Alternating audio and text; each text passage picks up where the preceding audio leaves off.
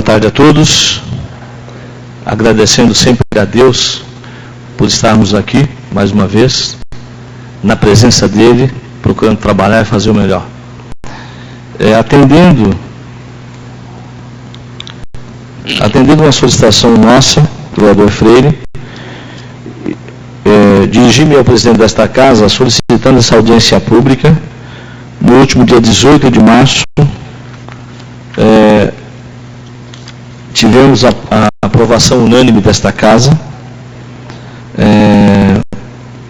Essa audiência a gente trata com a finalidade de tratarmos da recuperação judicial da RACO do Brasil, hoje Dynamic Tecnologia, né? Eu quero convidar para compor a mesa as pessoas presentes aqui. Na medida que eu for anunciando, eu quero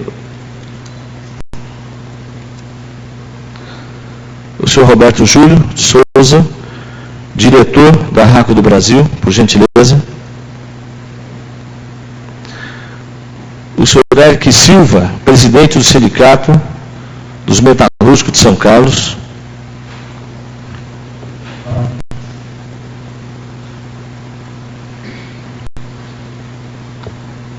O senhor Dário Apolinário, secretário de Trabalho e Renda da cidade de São Carlos, que representa neste ato o prefeito municipal, por gentileza.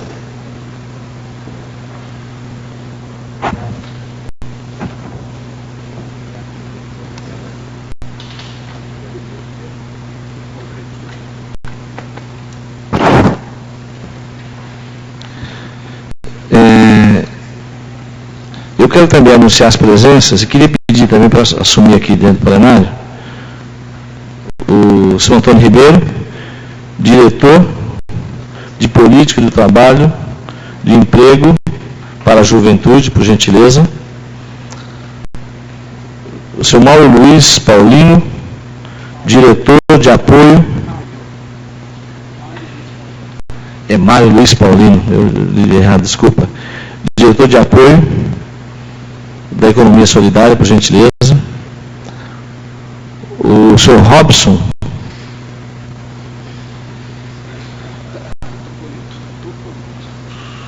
Poleto, diretor de Políticas do Trabalho e Emprego, por gentileza. Nós convidamos também todos os promotores da cidade. Tem algum presente? Algum promotor presente? Foi convidado oficialmente. Também convidamos o juiz de direito. Algum presente? Mais alguém representando alguma entidade, por gentileza? Só os trabalhadores da RACO. Obrigado por ter vindo, obrigado pela presença de todos. Eu quero inicialmente, Roberto, lhe ceder o tempo necessário para que você possa expor aquilo que você pensa, o que você trouxe. E esta casa tem o prazer de trazê-lo aqui para que a gente possa, dentro da medida do possível, tentar ajudar naquilo que for possível para garantir o emprego e renda das pessoas que trabalham nesta família que é a Dynamic, né? É uma família que trabalha lá. Todos vocês formam uma família, né? E o interesse desta casa é justamente tentar ajudar, como no passado. Eu quero aqui parabenizar o Eric e o sindicato, que fez um brilhante trabalho para que a recuperação judicial houvesse para a manutenção dos empregos. Então, parabéns, Eric, a você, a sua diretoria, e eu tenho certeza que Deus é grato e você tem agradado ao fazer isso. Na verdade, quando você garante uma família o pão de cada dia, o alimento, o sustento, você está cumprindo o mandamento sagrado do Evangelho. Isso é muito importante ressaltarmos aqui, né? Parabéns a você, seu sindicato, por tudo que tem feito, pelas manifestações, pela audiência que fez esta casa. Eu não vi aqui o Ronaldo Lopes, acho que ele vai vir ainda, né? Ele vem. O Ronaldo Lopes também tem um papel importante nessa luta. Então, o que nós estamos tentando fazer a partir de agora é ajudar, na medida que a gente puder, para que essa empresa possa crescer e continuar gerando emprego e renda, né? Para que os compromissos com os trabalhadores de trabalho, de emprego, os compromissos sociais sejam mantidos e garantidos. Eu quero passar a palavra, Roberto, para que você possa dar sequência aí. E o tempo está liberado, o tempo que você precisar para expor, para mostrar aquilo que tem ocorrido. E fique à vontade, a palavra está com você.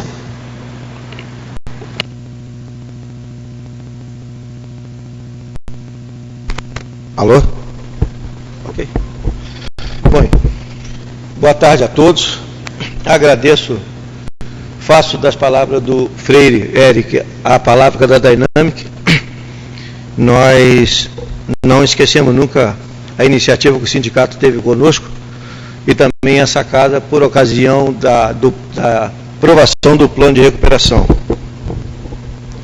Naquela época, nós tínhamos algumas informações, das quais, com o passar do tempo, nós verificamos que muitos dados delas estavam distorcidos. Então, motivo pelo qual voltamos hoje novamente aqui a nos fazer presente para que possamos esclarecer esses pontos. Vou ver se eu consigo aqui.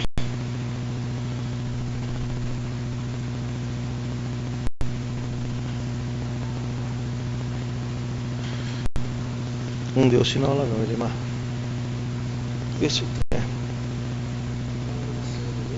Hein? Deixa eu ver aqui. Não. Vê. Vai. Eu queria convidar o Wagner, o diretor do sindicato, para compor aqui com a gente o plenário. Por favor, Wagner. Sente-se aqui.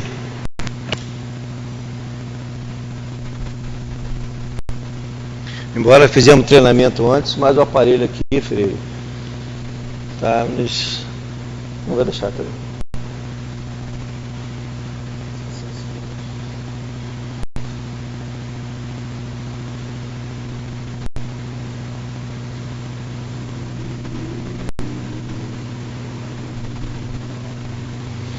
Deixa eu reiniciar aqui, que talvez adicione.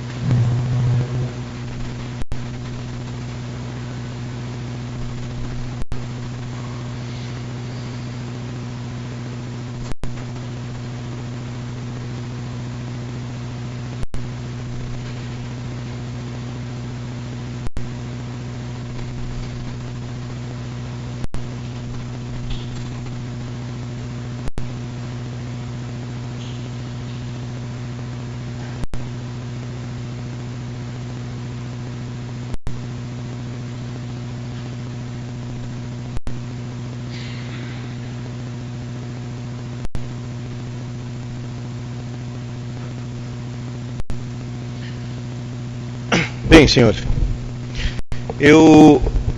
embora eu tenha 8 temas aqui, vou procurar ser breve, bastante conciso, para que me faça entender no máximo para vocês. Gostaria inicialmente de falar que nós vamos estar falando aqui de crime falimentar. Então, nós conseguimos, após algum tempo na empresa, e vou estar aberto para qualquer tipo de pergunta nesse sentido, da tipificação de 3 crimes falimentares, sendo que um deles nós identificamos em torno de mais de 60 crimes, quer dizer, se cada ação corresponde a um crime, nós tivemos mais de 60 deles na empresa. E vou estar aberto. Quais são eles? Primeiro, nós estamos falando aqui do crime falimentar de fraude aos credores, que diz praticar antes ou depois da sentença de decretar a falência, conceder recuperação judicial, homologar a recuperação extrajudicial, ato fraudulento de que resulte ou possa resultar prejuízo aos credores, com o fim de obter e assegurar vantagem devida para si ou para o trem. Nesse caso aqui, no inciso 1 do parágrafo 1º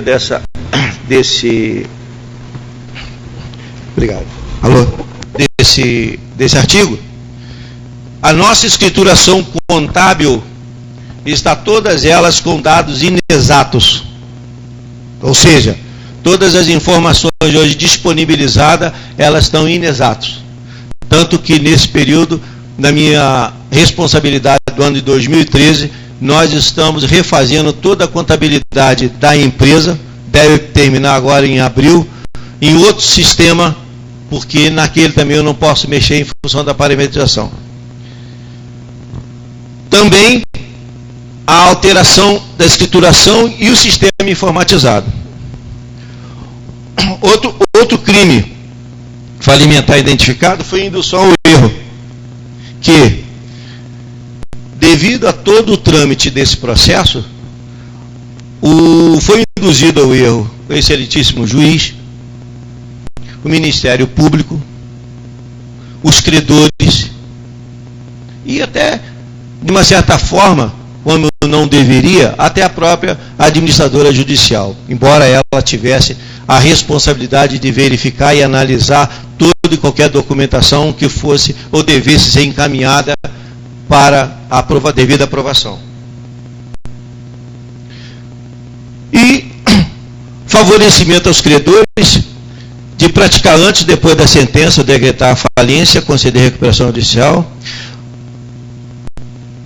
ato de disposição ou alienação patrimonial, geração de obrigação, destinado a favorecer um ou mais credores em prejuízo dos demais. Quando se fala desses crimes, é fácil até se mensurar, mas é bom saber de quem nós aqui, principalmente eu, estou me referindo. Eu realmente me refiro ao grupo Dynamic. Na verdade, para vocês saberem quem é, na nossa visão, quem é o responsável por esse fato, na verdade é um fundo de investidores composto de um banco, 2 fundos privados, uma instituição financeira e um administrador. O capital divulgado desse grupo é de 60 milhões de euros. Então, dinheiro suficiente para poder assumir e reparar o que foi feito pelo governo em nosso país. A partir daí, nós tivemos uma preocupação, até mesmo porque qualquer informação trazida a público ou levada a termo, como nós fizemos, era preciso que nós tivéssemos bastante convicção daquilo que nós estávamos fazendo. Então, nós também, baseando na lei de recuperação, nós procuramos quais seriam a base desses dados. Então, o que recomenda a legislação no seu artigo 7º é que os livros fiscais da empresa sejam analisados, livros contábeis. Então, foi assim que nós fizemos.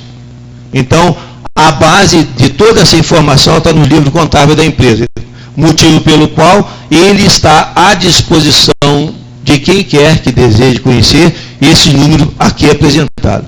Aqui é um resumo, para que vocês possam entender. Ele não vai ficar dessa forma, mas está todo compilado, todo o número, desde 1968 até 2012.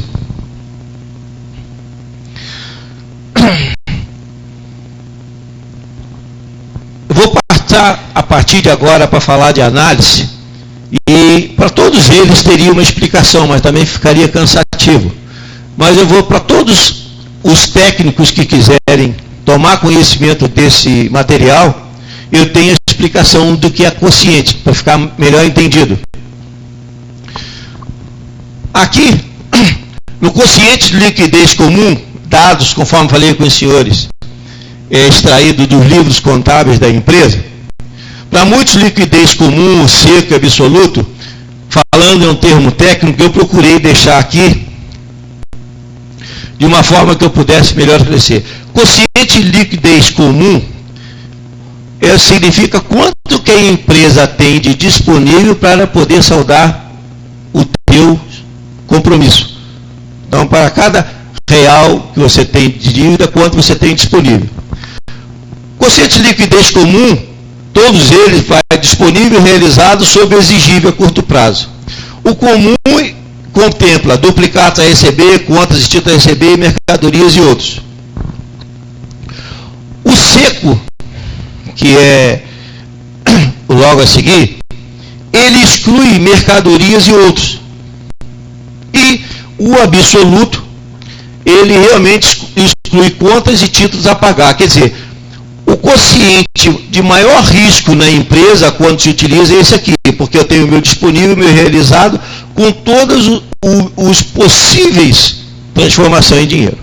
Mas esse aqui é dinheiro em caixa, esse aqui é o que eu tenho de fato para saldar. Então isso é em relação a quociente.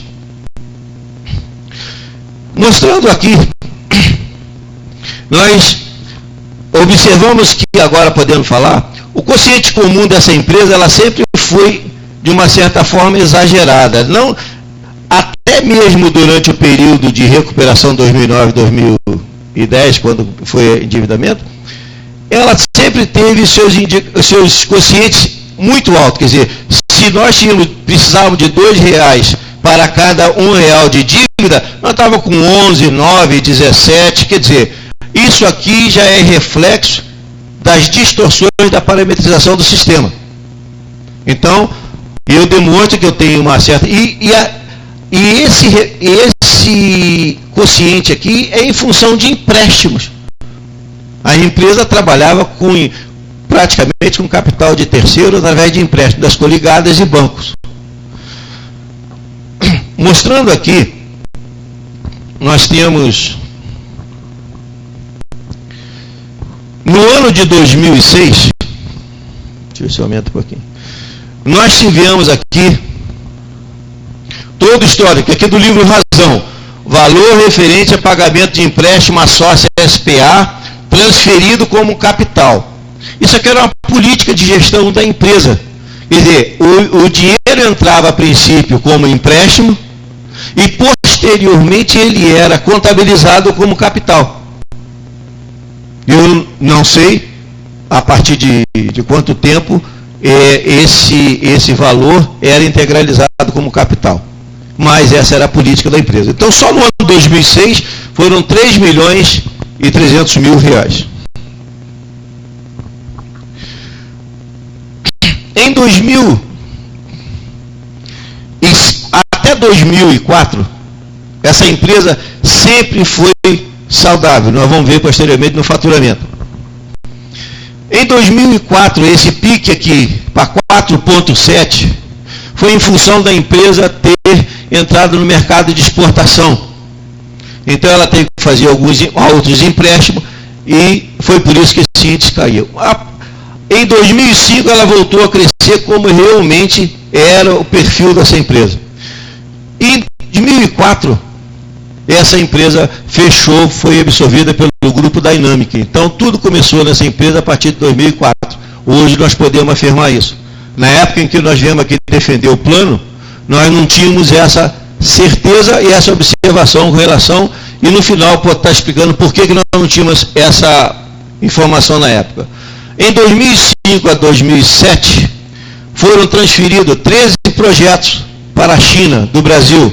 É uma coisa de negócio perfeitamente possível de se acontecer, mas com a saída de 13, provavelmente por uma boa gestão, eu teria que colocar outros projetos em seu lugar. Isso não foi feito.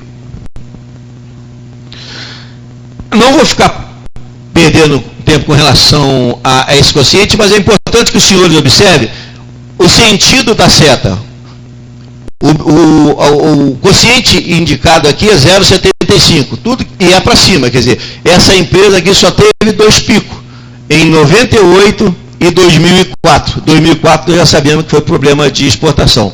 Então, saber a participação de relação de recurso próprio a capital de terceiro aplicado, essa empresa também sempre teve bem.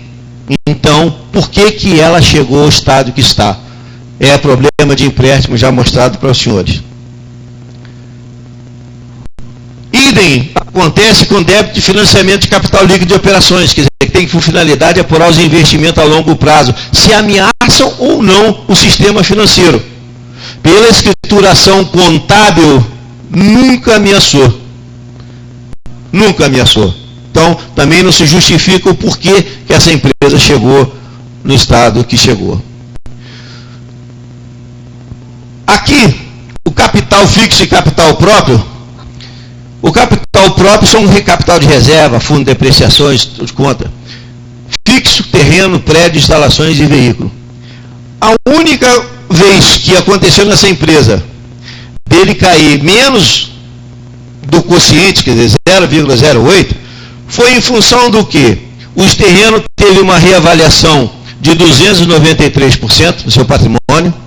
O fundo de depreciação foi debitado em 7 milhões, 714%. Fundo de reserva teve um aumento de 12 mil%.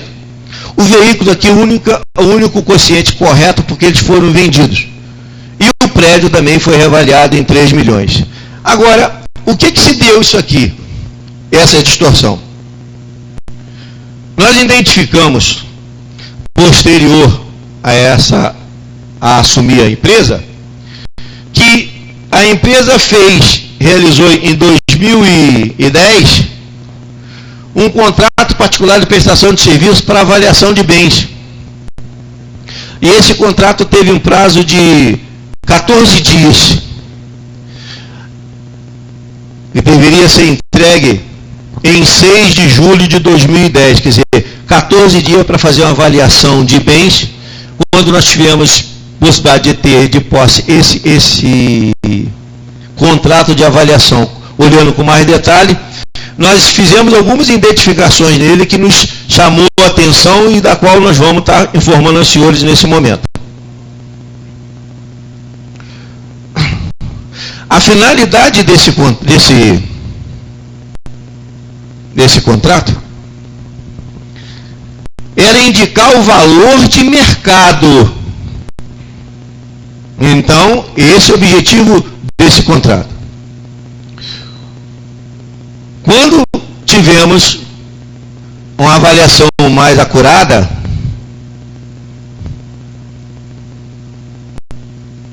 nós fizemos algumas constatações. Quais foram?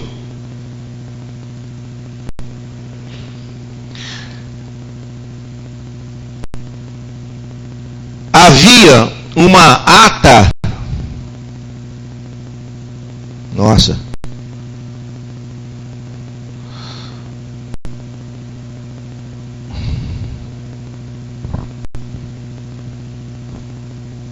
Havia uma ata da qual todos os participantes da empresa assinaram lançamentos contábeis. Por que precisou ter uma ata de reunião para poder fazer lançamentos contábeis? A princípio eu não sabia, nós não sabíamos. Quando analisamos melhor esse contrato, essa documentação, nós observamos o seguinte, vê se eu consigo comentar aqui bem. Numa nota fiscal, nós tínhamos 5 equipamentos, 4 e 5, 891, dividido por 5, o preço médio desse equipamento seria R$178 mil, em média. Esses 5 equipamentos foram reavaliados no processo como 54 mil. 54 mil é uma coisa, quer dizer, qualquer valor para baixo numa reavaliação é difícil de ser contestada. Por quê? Porque nós podemos comprar até hoje um carro zero, ele tem um valor de mercado, e numa esquina ali nós temos sofrido um sinistro com ele ter sido desvalorizado. Então, o valor do bem, quando é para menor, dificilmente temos como contestar. Entretanto, essa situação aqui não é possível. A mesma linha de raciocínio. 3 equipamentos no valor de 170 mil, 123 mil reais o preço desse equipamento. Esses mesmos equipamentos foram reavaliados por 269 mil, 208 e 246. Quer dizer, isso aqui é impossível de se acontecer numa reavaliação. Quando tomamos conhecimento desse fato, procuramos, quero dizer aos senhores, que todas as pessoas aqui citadas, antes de qualquer providência nossa interna, nós tivemos o cuidado de fazer um contato com todos eles. E todos eles tiveram a oportunidade de se pronunciar a respeito. Então aqui ninguém pode dizer que eu não sabia desse fato. Tanto que, após essa constatação, o próprio perito disse o seguinte: o referido parecer não deveria ser utilizado para fins contábeis, pois sua elaboração não considerou tal finalidade como premissa, o que não alteraria substancialmente a forma e o conteúdo do documento. Ou seja, o laudo não tinha validade contábil, então ele não poderia ser usado. Também o nome da instituição da universidade foi usado indevidamente, por erro, segundo ele. O fato é que esse laudo, ele é fraudulento, foi comprado, outras palavras, foi comprado. Daí, desse laudo, é o motivo que levou ao seguinte: nós tivemos uma variação patrimonial em função dessa situação seguinte, de 9 milhões, aqui está apagado, é por isso que está escrito aqui, é 9 milhões, isso está no livro escriturado da empresa, uma variação patrimonial, de 9 milhões.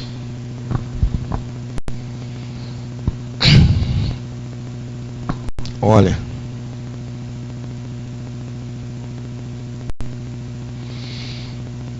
a escrituração contábil que eles citam aqui, ela na época era assinada por uma empresa terceirizada.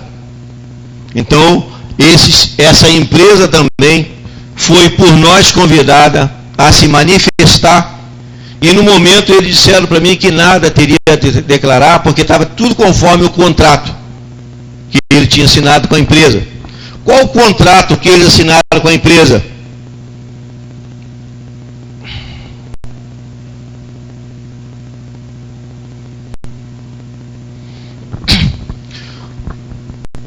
O contrato, o objeto do contrato era assessorar o acompanhamento contábil, fiscal e tributário da empresa. O item 1.14, acompanhamento das validações e assinatura de balanço, demonstrativos, resultado e etc. Isso para efeito de recuperação judicial. Bom, embora eles tivessem citado no contrato que esse documento estaria literalmente sujeitando-se ao Código de Ética de Profissional dos Contabilistas, nós identificamos que eles optaram por se isentar ou achar que se isentariam da responsabilidade, acrescentando um item no contrato: a contratada não assume nenhuma responsabilidade pelas consequências de informações, declarações ou documentação inidôneas ou incompletas que lhe forem apresentadas, bem como por omissões próprias da contratante ou decorrente de desrespeito às orientações prestadas. Esse item para nós não tem validade. O contador, quando é contador, ele não é obrigado a escriturar ou assinar coisa que venha a depor contra a classe. Isso está aqui previsto no Código de Ética, inciso 4, artigo 2º, que são deveres do contabilista comunicar desde logo ao cliente ou ao empregador, em documentação reservada, eventual circunstância que é diversa que possa influir na decisão daquele. Então não tem justificativo do porquê dessa escrituração.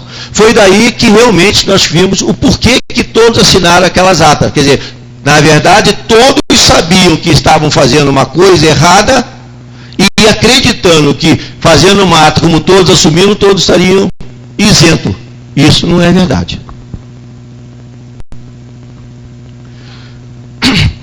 Aqui também, só para informação dos senhores, o bom é para cima, que essa empresa só teve 2 picos, em 2001 e em 2005. 2001 porque fizeram uma compra excessiva, tinha muito estoque, e na verdade o índice dessa empresa nessa época foi de uma péssima qualidade, houve muita devolução, quer dizer, nós imaginamos realmente para ter devolução, significa que essa má qualidade foi identificada no cliente. Em 2005, uma coisa razoável, porque na verdade era o ano que estava realmente pensando em exportação. Da mesma forma aqui, essa empresa, as vendas líquidas dela sempre ruim, e esse pique aqui foi por causa de empréstimo de investimento. Quero lembrar aos senhores que todas essas informações foram extraídas do livro contábil da empresa. Custo financeiro. Sempre a contabilidade indicou que o custo financeiro foi absurdo. Como é que essa empresa sobreviveu? É a parametrização do sistema. Idem para os custos tributários, capital circulante,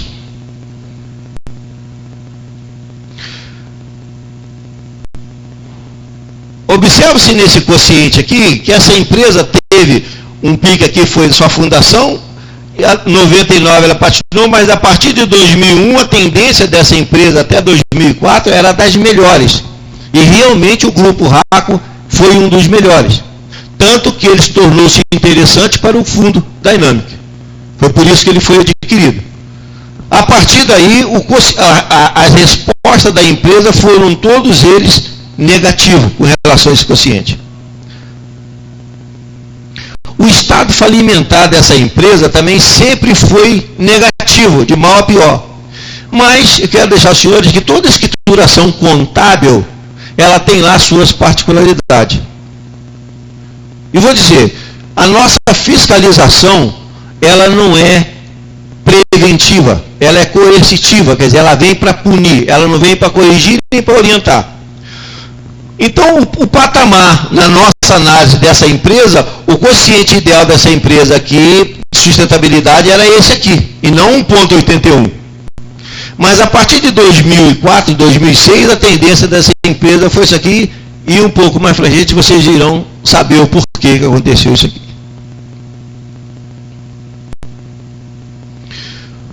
O volume de peça dessa empresa, quer dizer, a produção dela sempre foi crescente até 2007, sem nenhum problema. A partir de 2007, começou essa decadência dessa empresa. É bom alertar os senhores que o motivo alegado na petição inicial desse processo de recuperação alegou a crise de 2008. O nosso relatório, deixa, por favor, o de baixo.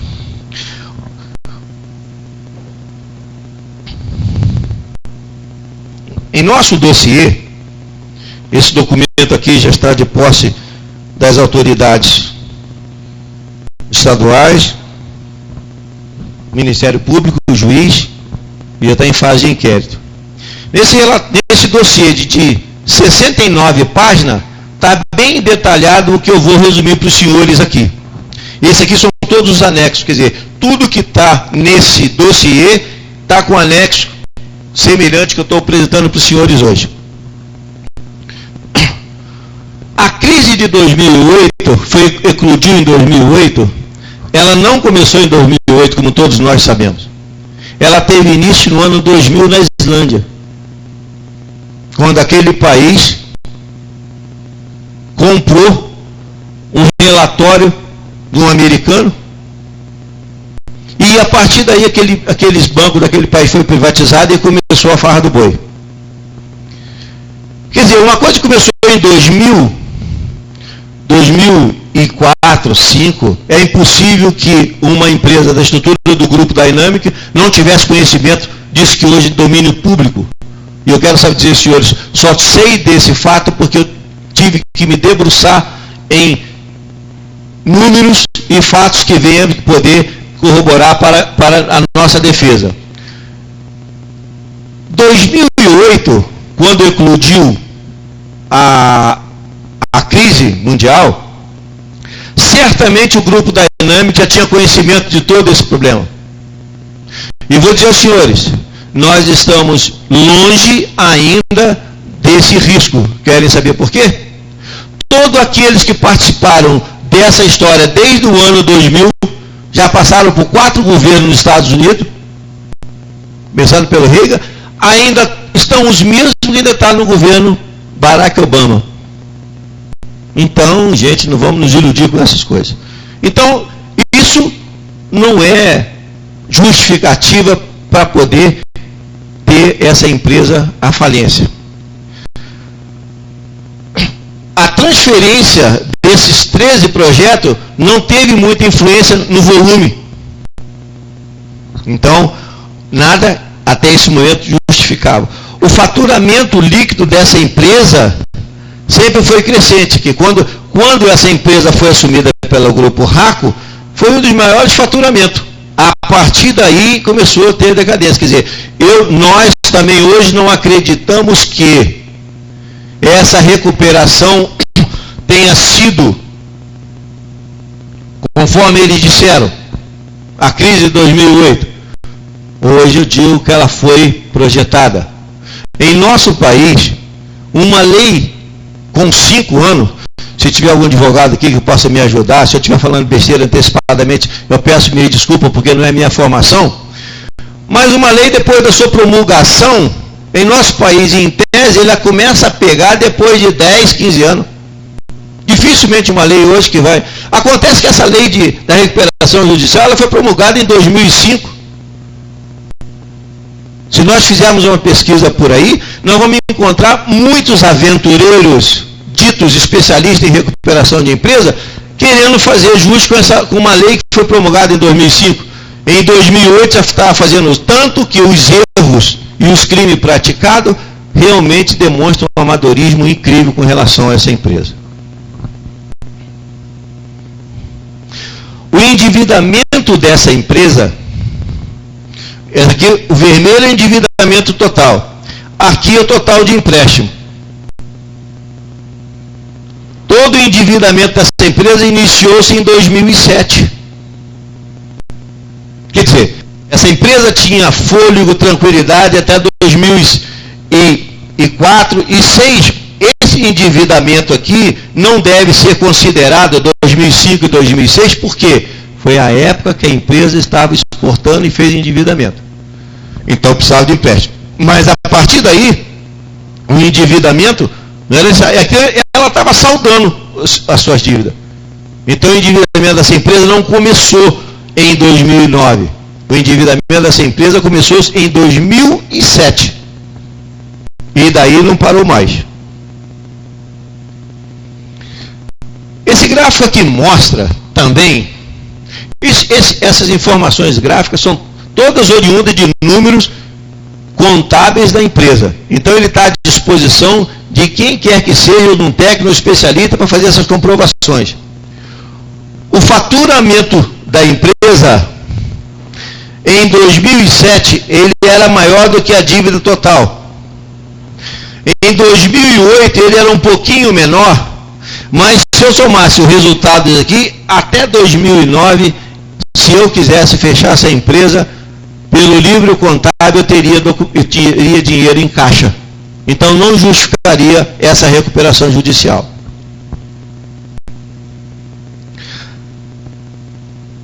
Aqui a evolução dos impostos. Se nós tínhamos dinheiro em caixa, por que é que a partir de 2009 não se fez nenhum pagamento? Porque foi uma decisão. Eu decidi, vou entrar em recuperação judicial, não vou pagar mais minha dívida, vou colocá-la toda na recuperação judicial. vamos pagar esse financiado, com todas as possibilidades que possa permitir a nossa lei. Por que não pagou? Porque nós tínhamos aqui para pagar 4 milhões. O faturamento líquido era 13, 14 milhões, quer dizer, foi uma decisão de não pagar. Se não pagou e esse dinheiro não está em caixa, ele foi para algum lugar. No caixa não estava. Porque se eu tivesse 7 milhões em caixa 2009 e 2010, eu teria condições de zerar a conta dessa empresa. Eu não sabia por onde tinha saído esse dinheiro. Estava no final, os senhores vão saber que hoje eu sei.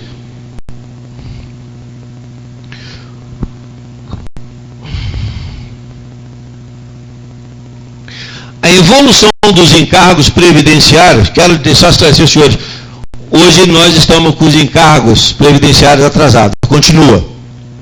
Fundo de garantia, INSS. A única coisa que nós temos conseguido manter em dia é o salário do desempregado. Assim mesmo, nós esse ano, depois, desde 2012, nesse ano 2014, nós, por 2 meses, me parece, os seis presentes, se eu estiver errado, me perdoe, mas nós atrasamos aí até 10 dias. Mas o salário dele está em dia. Tem alguns que nem sabem como é que faz. Se perguntar, eu também não sei muito não. Deus tem nos ajudado, porque não tem outra explicação. Então, esse valor recolhido, tão logo se decidiu não mais pagar os encargos, eu tinha uma dívida de 285.300 mil, ele no ano seguinte, ele passou para 1.400.000. São os juros que tem os encargos nossos no Brasil. Essa decisão.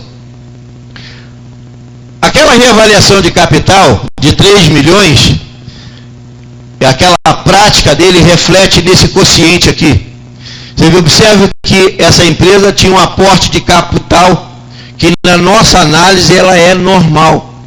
Uma empresa começa com um determinado valor de capital e vai aumentando gradativamente à medida que vai crescendo. Então, esse crescimento aqui, ele para nós, em função do porte da empresa, seria normal. A partir daqui, de 2005, ele já teve e foi mantido até 2011. Esse aqui foi aqueles 3 milhões da reavaliação do laudo, que eu estou constatando que ele é fraudulento. E esse de 8 para 16 foi novamente a prática desse grupo de perdão da dívida. Quando se negociou a dívida com esse grupo, havia 7 milhões. Então ele perdoou, e a contabilidade incorporou esse perdão da dívida como capital. Então essas são as variações de capital da empresa. Aqui, senhores, tem uma coisa, fundo de depreciação, a conta. Eu fiz contabilidade há algum tempo. Então eu posso dizer aos senhores que hoje fazer a escrituração contábil no sistema, para mim, vai ter um pouco de dificuldade. Mas uma coisa que eu tenho certeza é que a função das contas não mudaram. Como débito e crédito, toda conta tem o débito, tem o crédito, o ativo é igual ao passivo. A função da conta de depreciação, a função, é uma situação que o governo faculta às empresas para que, ao término da depreciação, pressupõe que a empresa tenha de posse do dinheiro suficiente para repor o bem. Então, essa conta aqui, ela sempre é cumulativa. E quando ela é cumulativa, ela tem reflexo aonde? No meu resultado. Porque se eu tenho essa depreciação aqui, ela vai ter na dedução do meu EBITDA e outras coisas mais.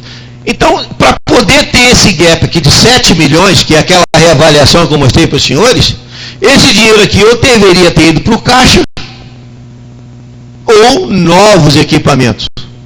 Nenhum dos dois aconteceu. Com relação ao caixa, esse aqui é o documento que eu estou falando com os senhores. É o laudo do qual realmente deu-se uma variação de 7 milhões. Onde está esses 7 milhões aqui? Ver se eu consigo aumentar para vocês verem. Essa contazinha aqui, que são 3 milhões e 718 aqui, e mais 3 milhões 878 aqui. O laudo contribuiu em 3.386.000. Teve um laudo adicional, não me perguntem como fizeram essa reavaliação, mas também fizeram essa escrituração. Então foi por isso que teve aquelas atas, para poder fazer o seu lançamento contábil. Então esse dinheiro aqui, ó, só deu variação no patrimônio da empresa. A mesma coisa foi a reavaliação do ativo. Quer dizer, eu tinha uma reserva de capital. Reserva de capital, também pela função, significa um dinheiro que eu tenho à disposição para qualquer emergência. E ele foi reavaliado, ele foi dito aqui que de 29 passou para 3 milhões. Significa que ele deveria estar em algum lugar. Também não encontramos não vimos esse dinheiro na contabilidade da empresa.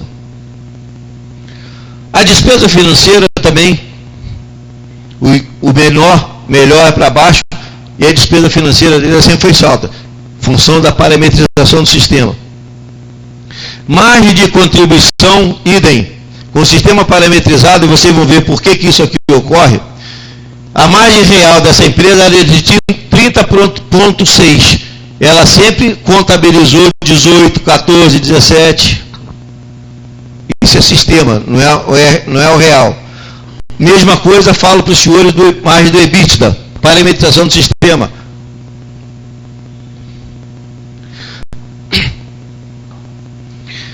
Aqui nós temos também como reflexo da parametrização do sistema, que está na empresa, a mão de obra, o gráfico da mão de obra. A mão de obra real da empresa era nessa época 16,27 hora. No sistema estava afirmado como R$259. Despesa administrativa, parametrização do sistema. Custo fixo, parametrização do sistema. E aqui nós selecionamos 3 produtos para poder evidenciar o reflexo da mão de obra. O valor da mão de obra da empresa em 2013 era R$13,45. Ele está parametrizado no sistema ainda.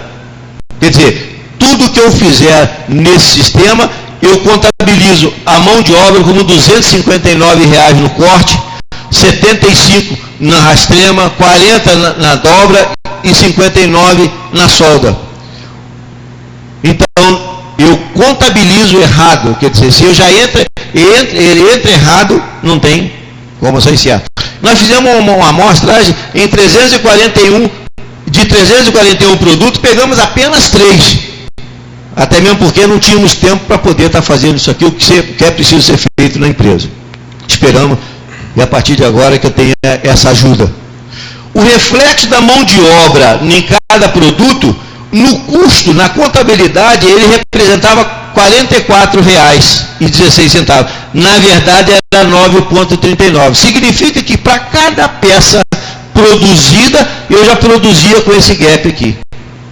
182 para 36. 102 para 23. No volume, aqui, de 271 mil peças, 102, 6 mil, vocês façam aí a evolução do que foi contabilizado nessa empresa erradamente. Bom, com relação a produtos, aqui diz o seguinte, isso está no sistema da empresa e na contabilidade. Esse produto A, a proposta dele no sistema é para ser vendido por R$16,15. O sugerido do sistema seria 14, mas ele foi vendido por 13. Significa o que isso, está dizendo para os senhores? Que a cada peça vendida, eu contabilizava um prejuízo de 16,10% por peça vendida. Contabilizava, não significa que isso era real. Por isso que o sistema está parametrizado dessa forma. E nós temos documentos, atas assinadas desse procedimento. Não sei como é que fizeram isso, gente. Vou te confessar para vocês. Os preços, prejuízo nesse produto por 3 anos, e olha só, 2009, 10 e 11, no produto A foi de 4 milhões, no produto B foi de 32 mil, produto C, 149. Apenas um produto.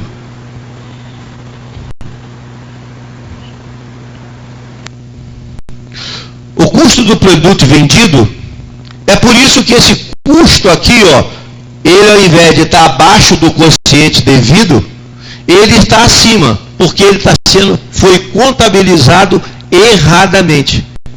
O custo da empresa está parametrizado errado.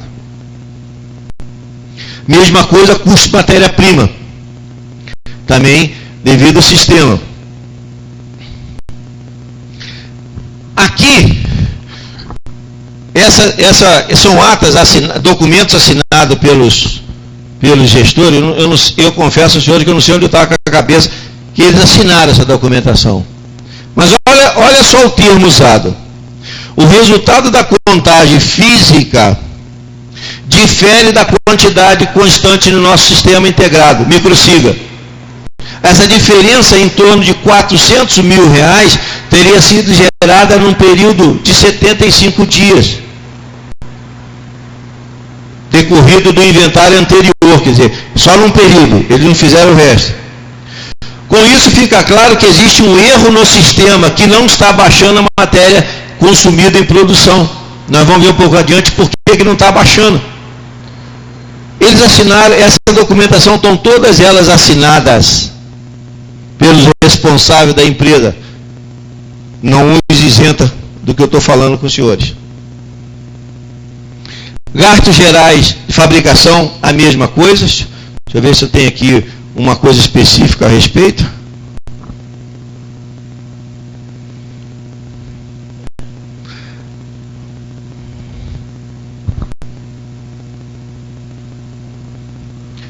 Com base em tudo que foi dito anteriormente,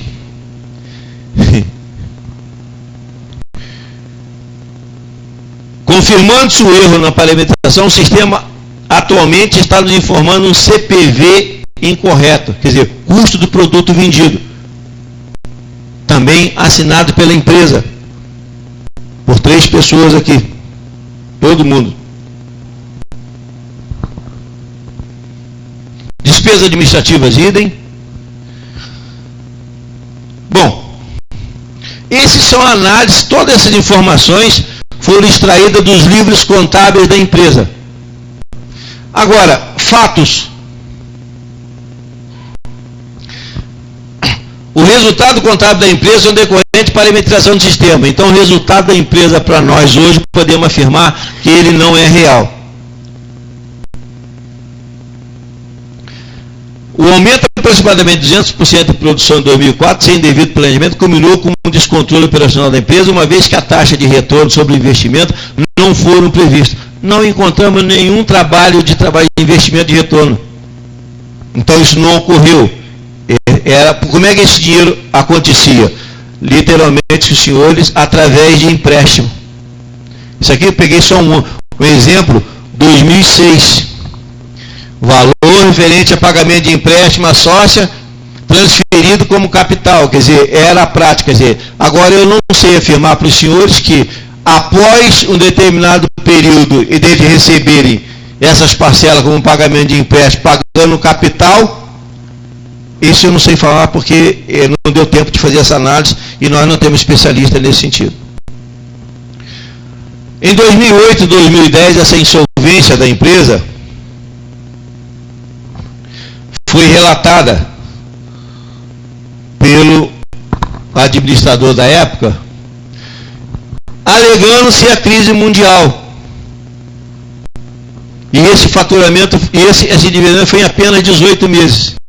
Essa empresa nunca deixou esse grupo nunca deixou de investir no mundo. Então, não era crise. E aqui no Brasil, especialmente, para ficar bem claro, que o nosso governo sempre deu alguma anistia para o setor automobilístico. Esse ano, 2013, agora até o produto da linha branca também teve lá a sua participação. Então, no Brasil, crise do setor automobilístico, só, pelo que eu li, só na década de 90. Então, agora não existiu. Quer dizer, uma alegação totalmente, hoje, para nós, infundada.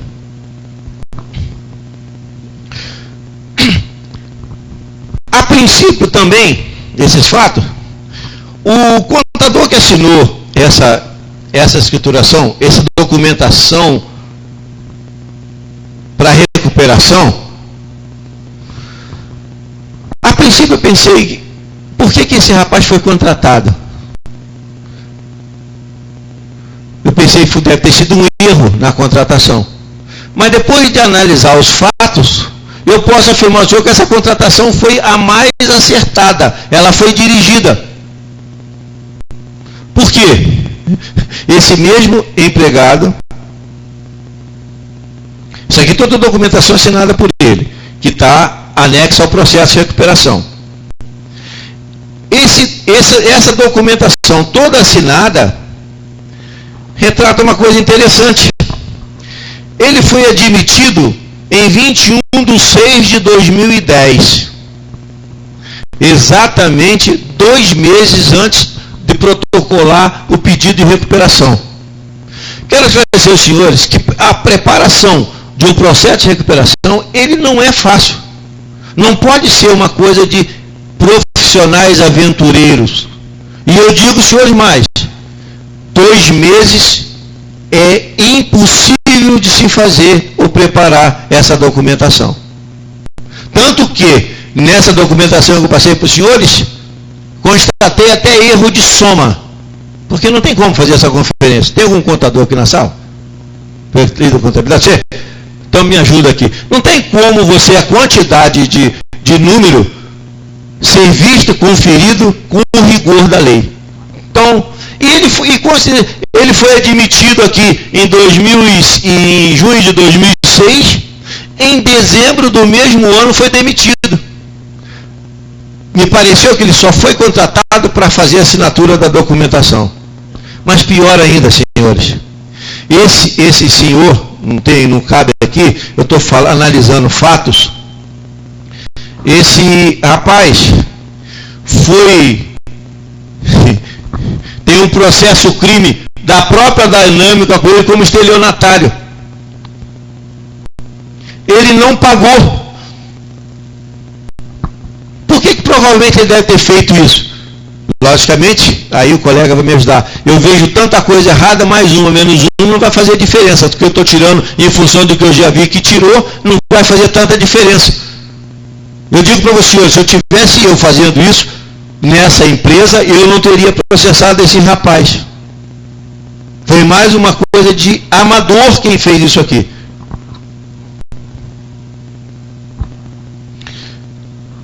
Bom, esses são os fatos. Observamos aqui, ó, ela, 2008 a 2010, todos esses fatos aqui têm alguma coisa relacionada com a escrituração da empresa. A parametrização do sistema está errada. Onde está essa parametrização?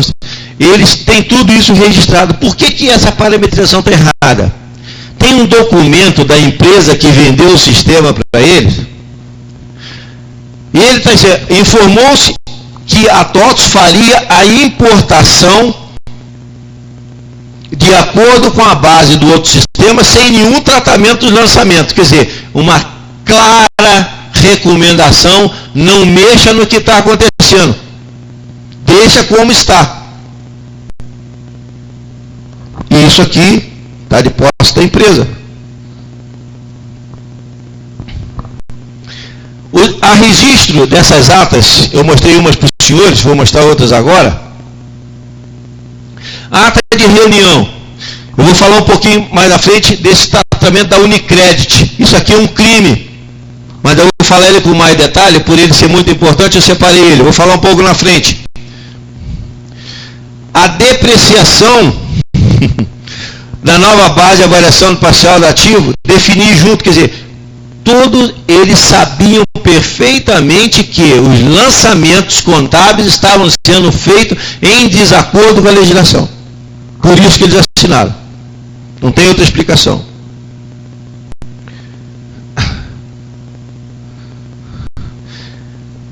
Lançamentos de pagamento da Unicred, vou falar um pouco na frente. Aqui são todos atas assinadas de vários lançamentos da empresa. Todos eles, eu quero dizer o seguinte, eu não conheço nenhum contador que precise de ata para poder ratificar o lançamento que ele vai fazer. Só se pede isso quando claramente tem coisas erradas, e muito erradas. Aqui, banco, Unicred também, vou falar um pouco na frente. Aqui já era a negociação da documentação. Isso aqui é incrível. Não sei se está dando para os senhores entender, mas essa documentação está aberta lá, mas vamos ver aqui, ó. Esse aqui, ó. A documentação que recebemos da Itália em relação ao Unibanco pode ser questionada em eventual fiscalização. Como nossa fiscalização só vai na empresa quando nós deixamos de pagar, se nós, qualquer empresa, tiver recolhendo para o fisco, certo ou errado, dificilmente nós temos nas nossas portas a fiscalização. A fiscalização só vai quando você não pinga nada no cofre. Aí ela vai. Tanto que, por que só depois que foi decidiu-se parar de fazer o recolhimento, é que a Receita começou a pegar documentação da empresa?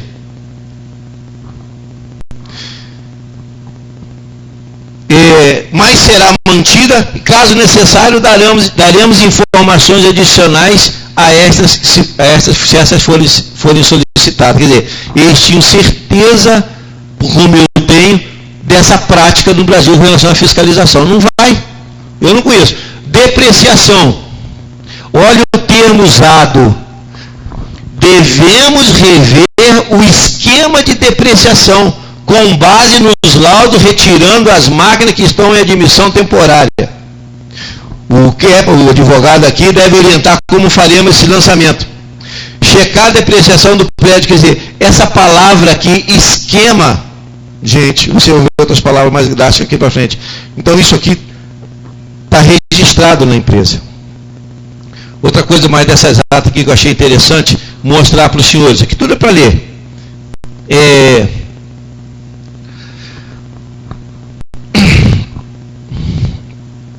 O resultado da contagem física difere da quantidade constada no sistema integrado. Essa diferença é porque está parametrizado errado. Então ele dá resultado errado. O inventário mês anterior. Com isso fica claro que existe um erro no sistema que está baixando materiais consumidos da produção dos itens de forma correta. Pode estar havendo baixa duplicidade, não é nada disso. É porque na planilha tinha itens em duplicidade. Mas como fez mal acabado, não parametrizou para poder dar prejuízo, mas não acertou o sistema para poder dar baixa quando fizesse o que fizeram.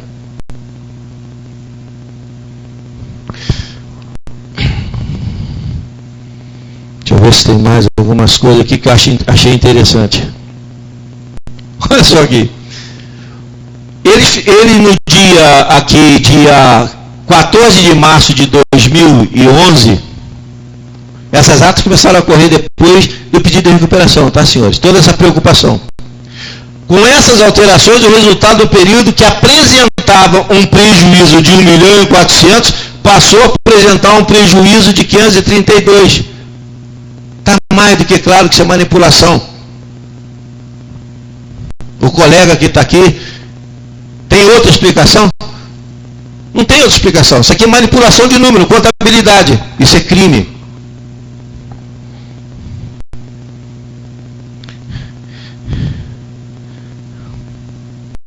Não sei por que definiram que os impostos e encargos sociais serão atualizados trimestralmente.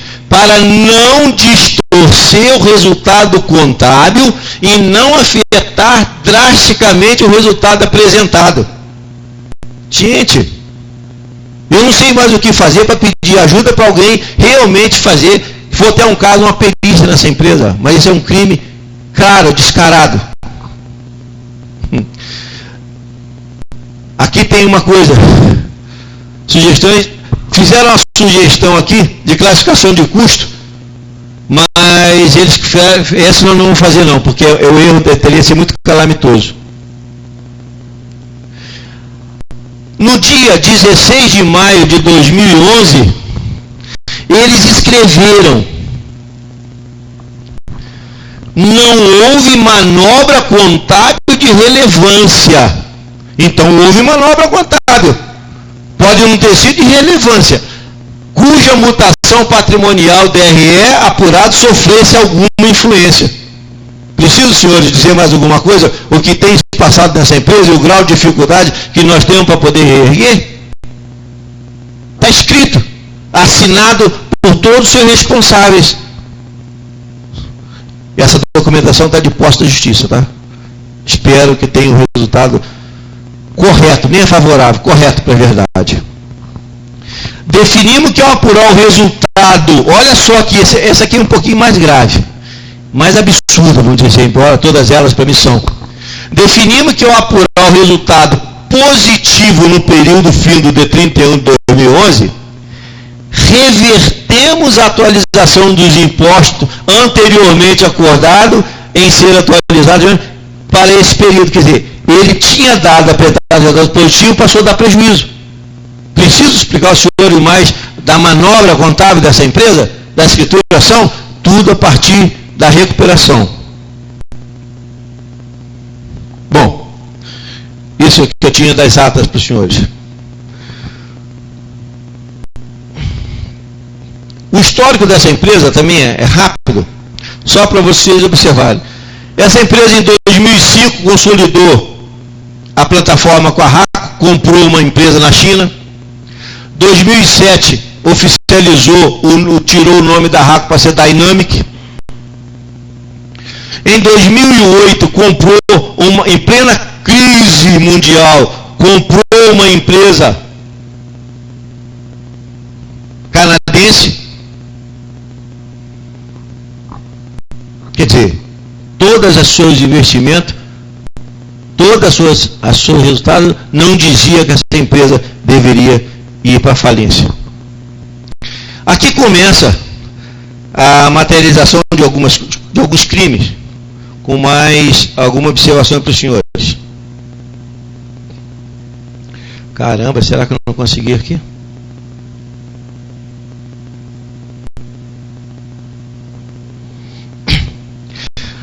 A administradora judicial, a KPMG, atendendo um pedido do promotor, ela nos fez alguma solicitação de alguns pagamentos. E nós enviamos a documentação. O pagamento foi anteriormente enviado.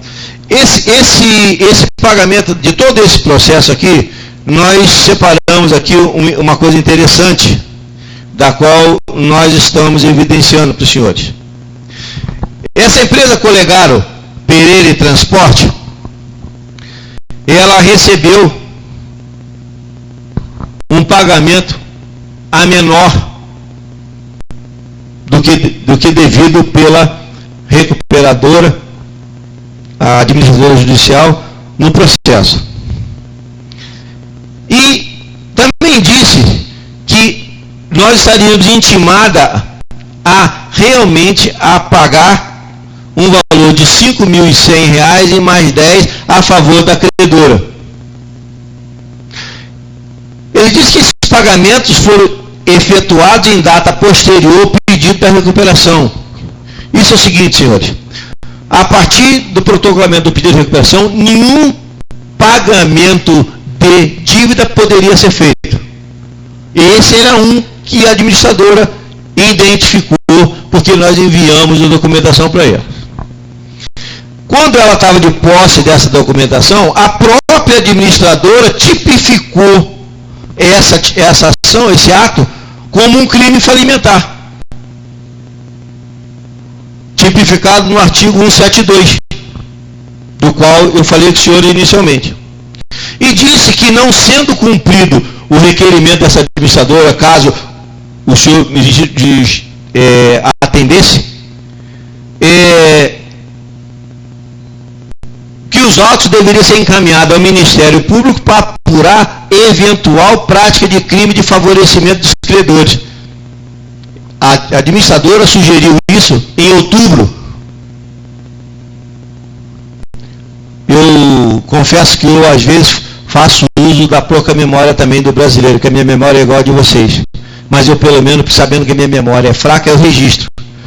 A administradora esqueceu que, em maio, vocês vão ver posteriormente, ela sabia de todo esse fato. E provavelmente, como todos eles, vocês vão ver que não acreditou no que eu iria fazer, não sabia que em setembro eu tinha feito, em outubro, eu tinha feito a denúncia no Ministério Público Estadual e Federal.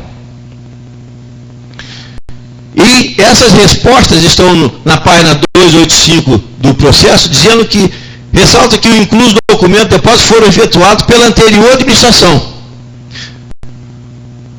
não podendo ser imputada nenhuma conduta criminosa à atual gestão. Não obstante, a administradora judicial também requeriu efetiva ação do depósito de forma do plano, até que resolva a questão. Quer dizer, ela recomendou que eu pagasse a si mesmo, até que resolvesse a questão na justiça. Eu não estou tendo dinheiro muito mal para pagar o salário. Como é que eu vou estar pagando, pensando em pagar uma coisa que hoje, certamente eu sei que é incorreto, dessa forma? Então não tem como.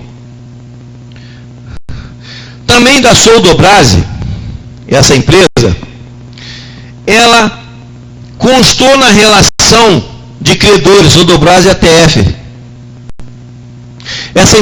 Essas duas empresas constou na relação de credores da empresa porque eles não tiveram tempo de fazer a coisa certa. Essas duas empresas declararam para nós em e-mail que nós não devemos rigorosamente nada a elas.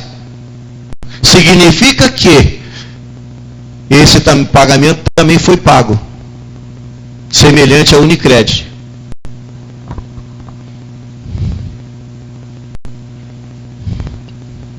Também pediu, fala aqui,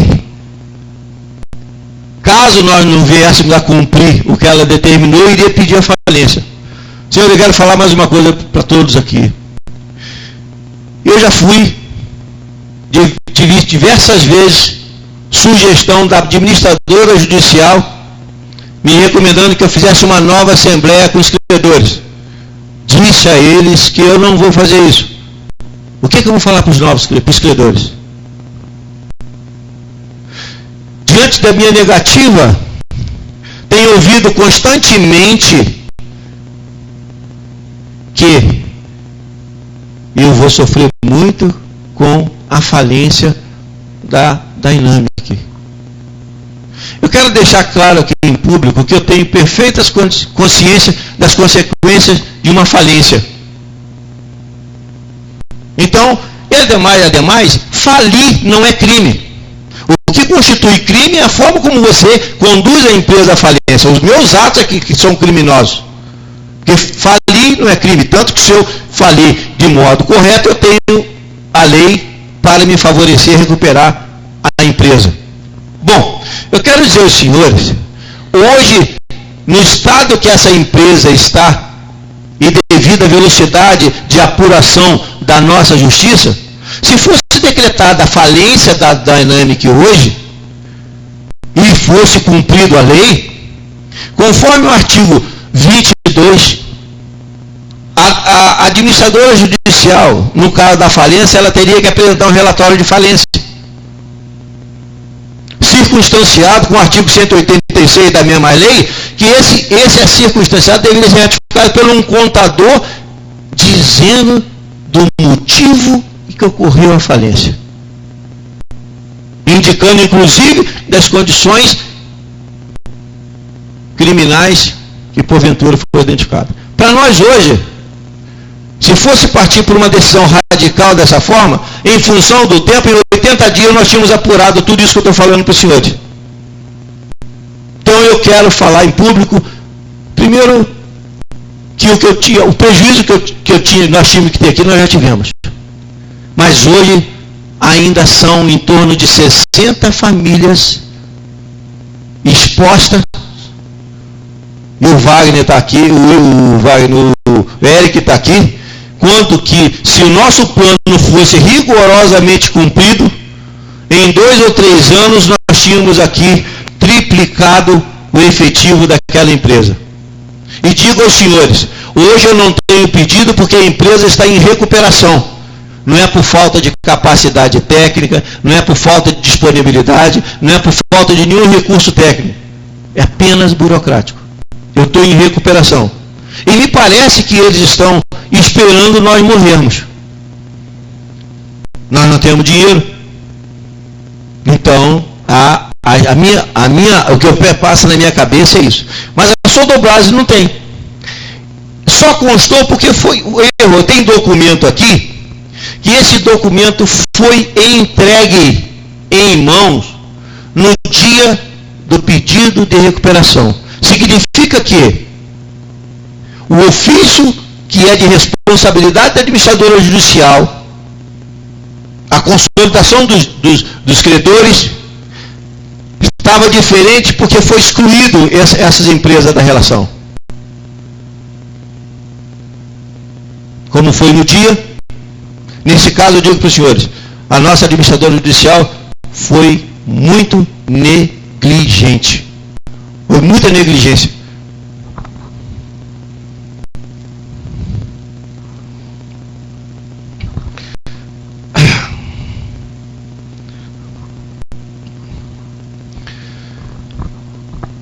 Aqui é a data do pedido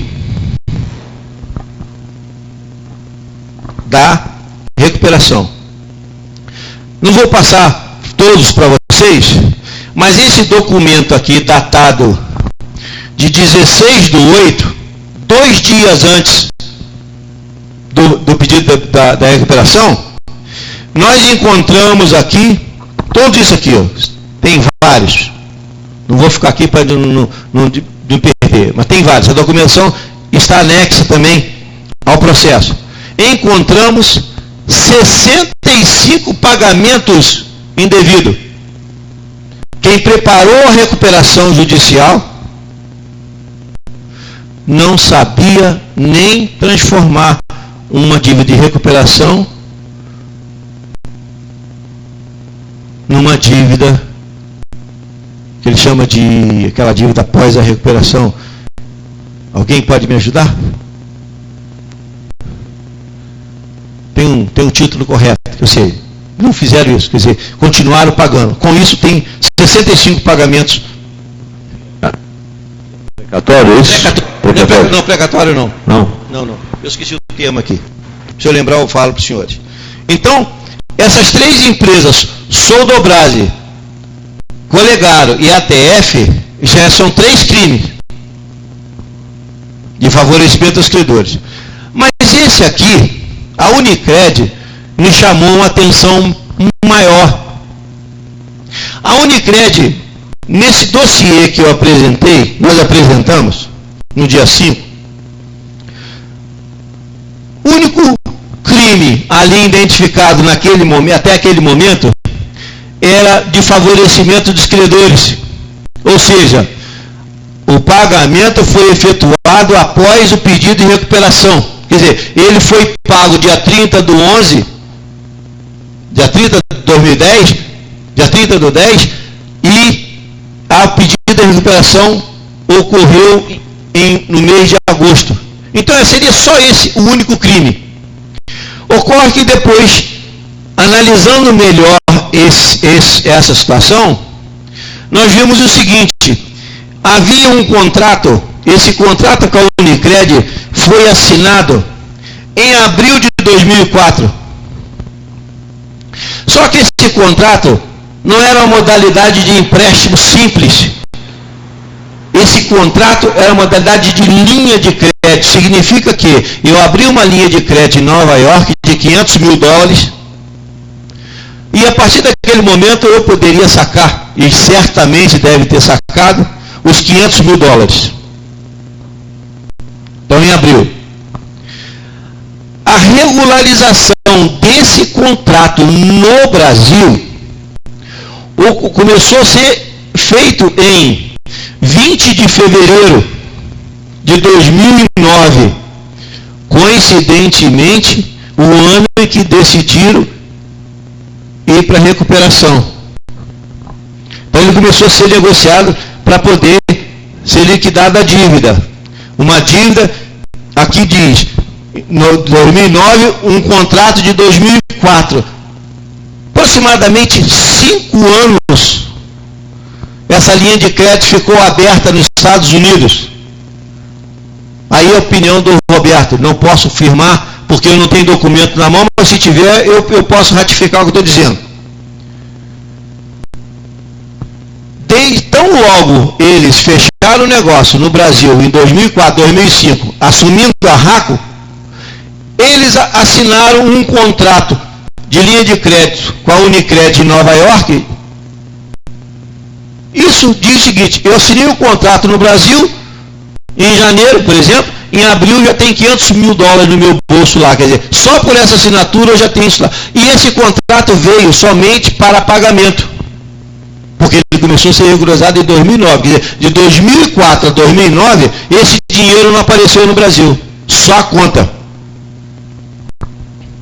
Esse valor de $500 mil, ele foi creditado em 17 de março na conta do Bradesco, nossa conta aqui. 17 de março, seguinte extrato bancário. Então, 5 anos depois que ele entrou no Brasil, essa transferência começou a ser feita através desse documento.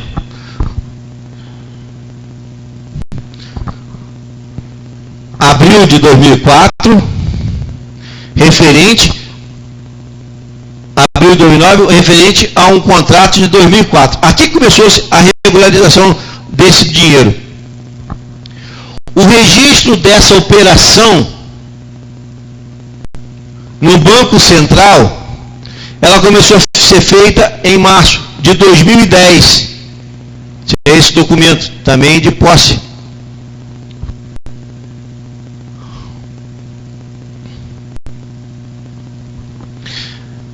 O registro de operação financeira no Banco Central, embora isso eu não consigo entender, não me pergunte, que eu não sei, vou saber responder.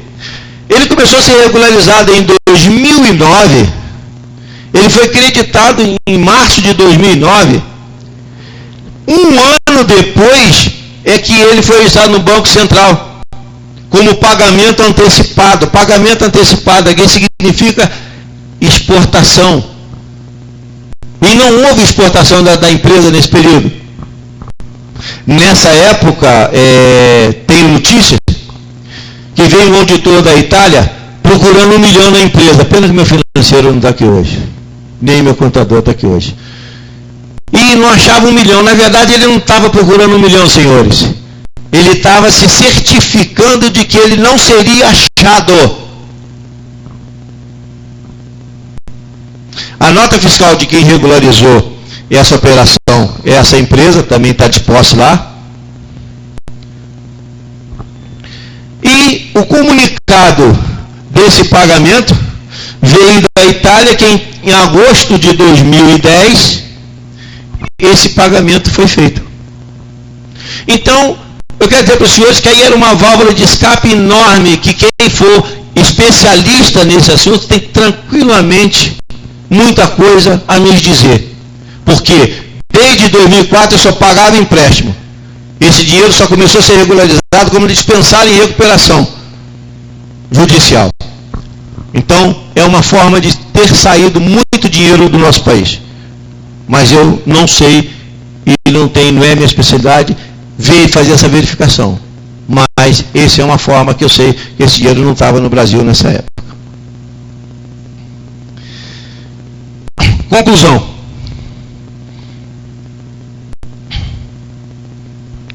Eu não tenho dúvida da existência de possíveis crimes falimentares. Não tenho mesmo. Então eu tenho dedicado 3 crimes aqui. Fraude aos credores, quer dizer, praticar antes ou depois da sentença de decretar falência ou prolongar a recuperação. Ato fraudulento que resulte ou possa resultar no prejuízo dos credores, a fim de obter e segurar para si vantagem devida. Se agrava porque o sistema não parametrizado resultou em informações inexatas, fraudando a fiscalização. O segundo, indução ao erro. Terceiro, favorecimento dos credores. Quando a gente fala em favorecimento de credores, é muito fácil falar só o termo, mas vou ver se eu consigo passar para vocês aqui o que é que isso representa e o porquê que é crime. Nesse caso da Unicred, o valor de R$1.093.000 era o valor da dívida. Se eu não tivesse pago como foi pago depois, esse valor ele teria sido negociado por R$412.000. Eu teria um deságio aqui de 62%. Se eu paguei R$1.093.000 e poderia ter pago só 412, eu onerei esse pagamento em 265%. Se esse pagamento de 412 seria pago em aproximadamente 63 meses, eu teria um desembolso do caixa da empresa em recuperação em 1,59%. É por isso que isso é crime. Por isso que eu não devo pagar, porque favoreceu a esse credor. Não sei se esse exemplo ficou, para ficar claro, de 1,59 para 2,65. Eu tenho 65 casos desse na empresa identificado.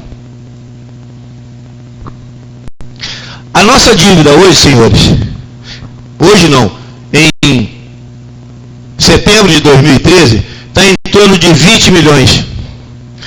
Esse dinheiro não tem como ser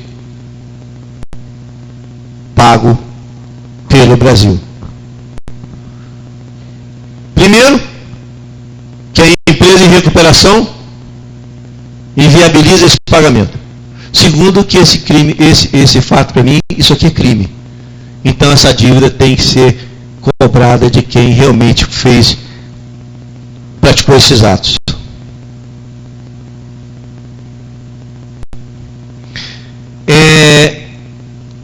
Vocês devem estar perguntando, qual a preocupação? Como é que isso foi formalizado? Tudo isso que eu falei para os senhores,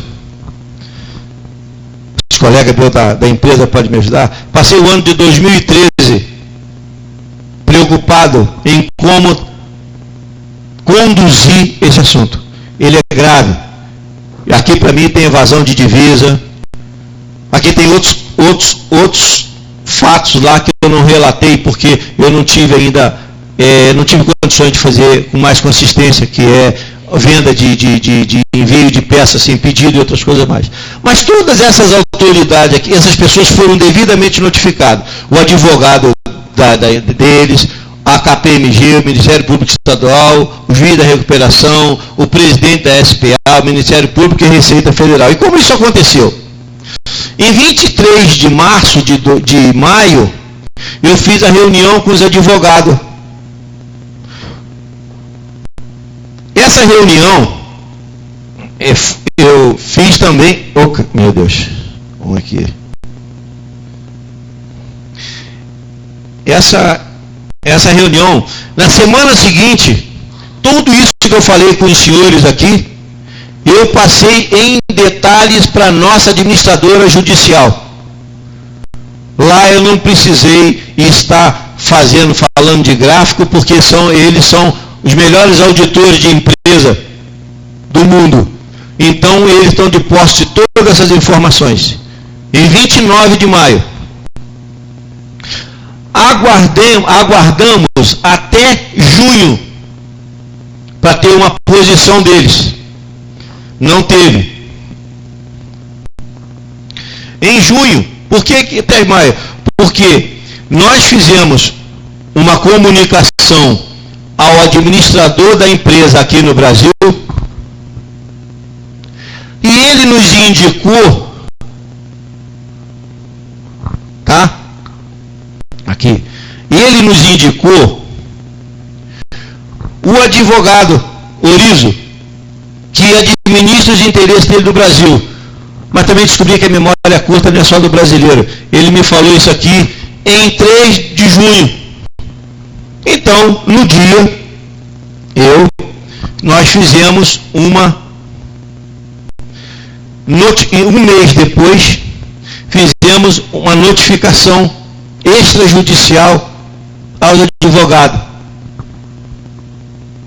Essa notificação aqui foi feita. No mesmo dia, para evitar qualquer engano ou distorção, eu fiz uma carta direcionada ao presidente do grupo, aquele que administra aquele fundo, o dinheiro daquele fundo. Como ele é italiano, nós tivemos o zelo de fazer uma tradução juramentada dessa carta e da notificação. Quer dizer, ele não pode dizer que não entendeu o que nós estávamos falando. Bom, em 22/7, esse senhor nos respondeu, entre outras coisas, no meu italiano é muito bom, mas deu para entender. Uma coisa que ele estava sentiu-se muito seguro, porque quem acompanhou todo o processo teria sido a KPMG. Nós também acreditávamos nisso. Por ter sido a KPMG, estava tudo certo. Mas na realidade eu vi que não estava nada correto. E também me indicou 3 outros nomes para que eu procurasse e, como disse, me virasse com o problema que eu estou na minha mão aqui. O senhor Eliseu, esses dois, Marco Aurélio e Hugo Marques. Esses dois são aqueles contadores daquela empresa que eu falei que o senhor do contrato. O Eliseu é auxiliar de contabilidade nessa época. Bom, pela resposta eu vi que o interesse deles. Quando chegou, o contrato foi esse aqui. Quando chegou em 24/7, recebi a resposta da minha notificação judicial. E o advogado me informou que desde dezembro de 2002, em razão do término do prazo do mandato, ele não era mais procurador da Dynamic. Mas foi o chefe dele da Itália que me disse que era para me procurá-lo. Mas ele disse que não. Observou também que me sugeriu que se eu tivesse tais dúvidas, deveriam ser encaminhadas diretamente aos contadores envolvidos na questão. Quero dizer para o senhor que todos aqueles nomes citados ali foi por mim pessoalmente contactadas. Então todos eles estão cientes do que aconteceu. Agora, essa resposta teria sido muito, vamos dizer, tranquila para mim, se eu não tivesse tido a oportunidade, senhores, de descobrir em que circunstância isso ocorreu. Esse aqui é um e-mail, ele está aqui em inglês, mas ele está na tradução dele aqui embaixo. Do advogado para o Mateu, me dizendo o seguinte: hoje eu recebi um anexo surpresa do Roberto e amigos, as páginas não foram escaneadas em ordem correta por ele. Eles me deram notícia de fraude contábil da DTBR e me pediram para apresentar informações e esclarecimentos. Sua reivindicação é basicamente relacionada com avaliação e avaliação de ativos, realizada em 2010. Eles também fazem referência a registro de 2 reuniões internas nas quais as pessoas da DTBR revelam que existe problema no sistema.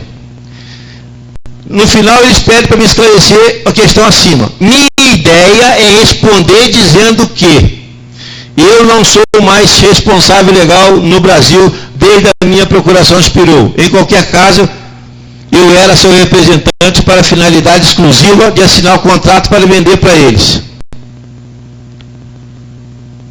Então, ele queria uma suja, combinou. A resposta que ele teve foi o seguinte, ó, para a sua preocupação, sinta-se livre para responder o que você queira. Ao mesmo tempo, nós temos que pensar a respeito de uma estratégia de defesa para nós na DT. Além de tudo o que fizemos durante a reposição, estão tudo monitorado. Então, acredito que não temos nada a temer. Então, quando eu tomei conhecimento desse fato, senhores, eu me convenci do caráter das pessoas que eu estava lidando. Não são pessoas idôneas. Não são pessoas que querem resolver o problema. Querem simplesmente passar a responsabilidade para as costas de outras pessoas. E aí, dia 28 de agosto, fizemos a denúncia ao Ministério Público Estadual.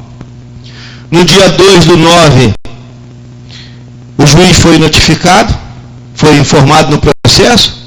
Também no mesmo dia o Ministério Público Federal e a Receita Estadual. Quero dizer para os senhores da Receita Estadual aqui, nem resposta eu tive. A Receita continuou simplesmente dando prosseguimento na burocracia interna. Eu pensei que quando isso chegasse ao conhecimento dessa autoridade, eu recebesse na empresa um ônibus cheio de fiscal para saber que tipo de crime ocorreu. Isso não aconteceu até ontem. E agora, início desse ano, o que a Receita fez conosco, foi enquadrar a empresa no regime especial. Para os que não conhecem isso, significa que se eu deixar de recolher o ICMS, ela no sistema impede que eu emita nota fiscal. Mas não foi capaz de visitar a empresa para saber que tipo de crime ocorreu aqui em São Carlos. Pergunta? Bom, Freire, eu quero te agradecer essa oportunidade. Espero que com esse esclarecimento, que ainda se era dúvida, agora deixou de ser, de que na nossa empresa tem um crime falimentar grave. Uma situação da qual, se ela não for assumida pelas autoridades correspondentes, eu não tenho dúvida de que o nosso final será a falência. Eu acho que eles estão contando com isso. Eles estão contando porque na empresa, se eu não tenho pedido, eu não tenho como faturar. E está cada dia mais o pedido escasso. Então eu clamo a todos que tomarem conhecimento dessa situação, que ajude aos remanescentes da RACO. Eles precisam disso. Se vocês forem visitarem hoje a empresa, vocês irão ver que ela está 100% cuidada, em todos os aspectos. Inclusive, quero agradecer em público aqui a iniciativa de todos vocês pelo que tem feito pela empresa. A nossa empresa está cuidada. Se ela pegar, está limpa. E até ontem, da época que eu entrei, não tem um ato que nós tenhamos praticado na empresa que ele não possa ser dito aqui. Vou dizer até ontem, que hoje pode acontecer alguma coisa comigo, tá? Pode acontecer alguma coisa, mas até ontem está garantido. Então nós tentamos, em público eu quero agradecer a vocês por tudo que tem feito pela empresa. E agradecer também esta casa, Freire, da qual eu espero que, diante desse ato, eu tenha mais ajuda e tenha mais pessoas solidárias a resolver o problema da empresa. Muito obrigado. Todo aberto às perguntas, se alguma coisa faltou aqui. Obrigado. Eu quero agradecer a presença de todos vocês, né? E quero aqui abrir a palavra, se alguém tem alguma pergunta. Tem, Eric? Alguma pergunta a fazer, alguma dúvida a tirar? Por gentileza. Na verdade, boa tarde, os trabalhadores, as trabalhadoras da Dynamic, a gente ainda insiste em falar RACO. Na verdade, quem mais perdeu com isso foram os trabalhadores de São Carlos, as trabalhadoras. nós não temos condição de dizer quem é que se beneficiou disso. Há uma proposição, há um conjunto de questões colocadas aqui pela empresa, pelo Roberto, que nós recebemos já faz uns 30 dias, não é isso, Roberto? Algo absolutamente complexo, que é difícil para o sindicato até, para nós até entendemos, não é a nossa matéria, mas está com o departamento jurídico para a gente poder tomar as providências que caberem ao sindicato, seja de denúncia, reforçar a denúncia, fazer outras denúncias no Ministério Público, na Justiça, o que quer que seja.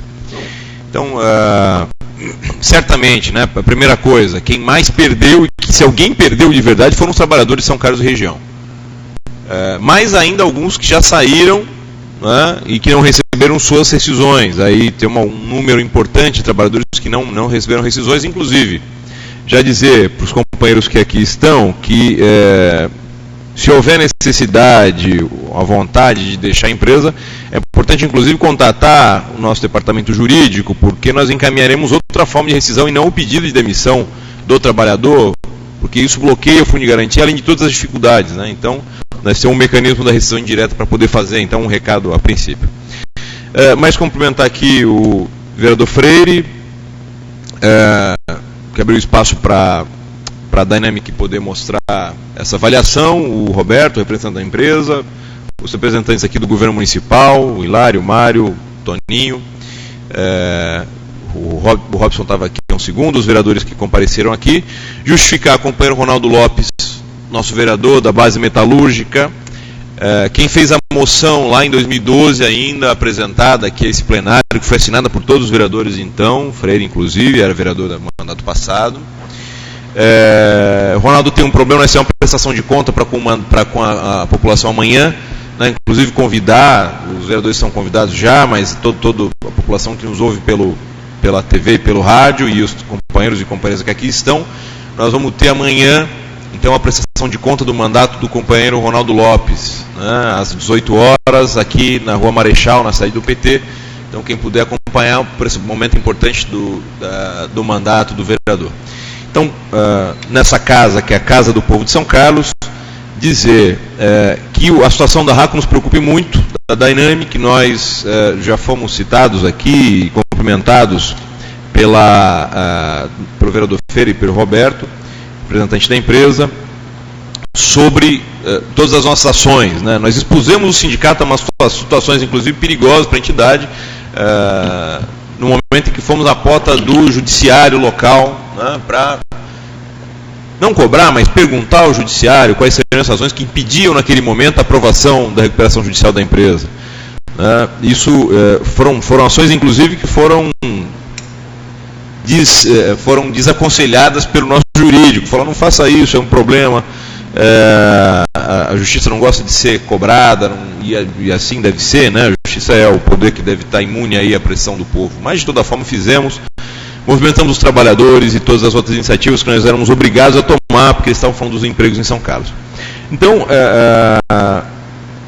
o que nós esperamos agora é que as autoridades apurem, levem a cabo as denúncias que foram feitas e que cesse as agressões ao trabalhador de São Carlos e região.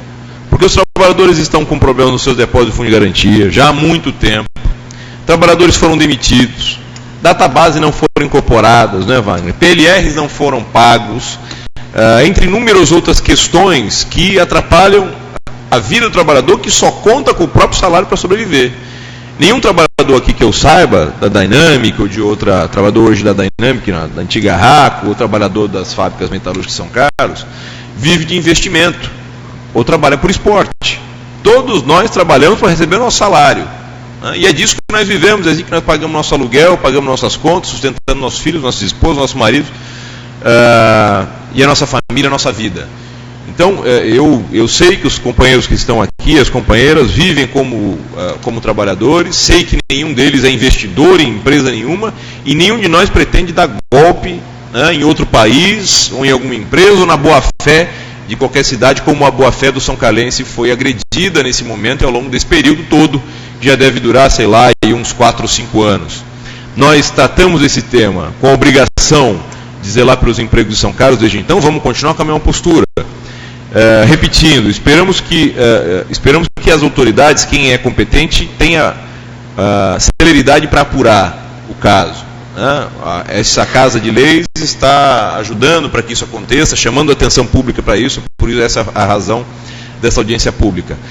E nós esperamos e pedimos, né, para que ninguém mais brinque com os direitos, com a idoneidade, com a boa-fé do trabalhador de São Carlos. Né? Para que todos tenham seriedade de verdade e boa-fé, para que esses companheiros e companheiras que estão aqui hoje, inclusive, não passem pelas dificuldades para a manutenção da própria vida, que ninguém aqui está brincando com um recurso que é excedente. Nós estamos trabalhando e lutando por recursos que são para a manutenção da vida de famílias de São Carlos, que tão importantes são.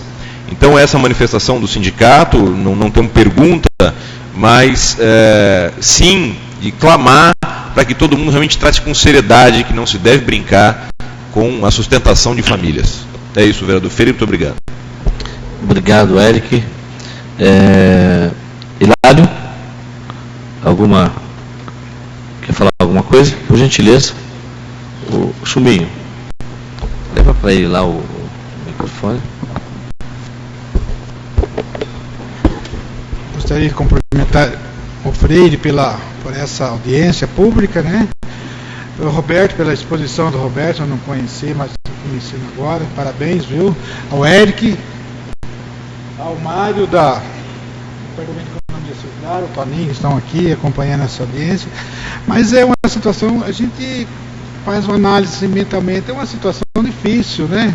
É um caso, assim, muito complicado, do qual poderia já ter o encaminhamento deveria ser bem antes, né? Porque quantos anos? 4, 5 anos está sendo encaminhado dessa forma irregular. Então, acho que alguém, no caso a justiça, deveria tomar providências para que os trabalhadores dessa empresa não passem assim as dificuldades que estão passando hoje, né? Infelizmente, falta de atraso de pagamento, como foi dito aqui.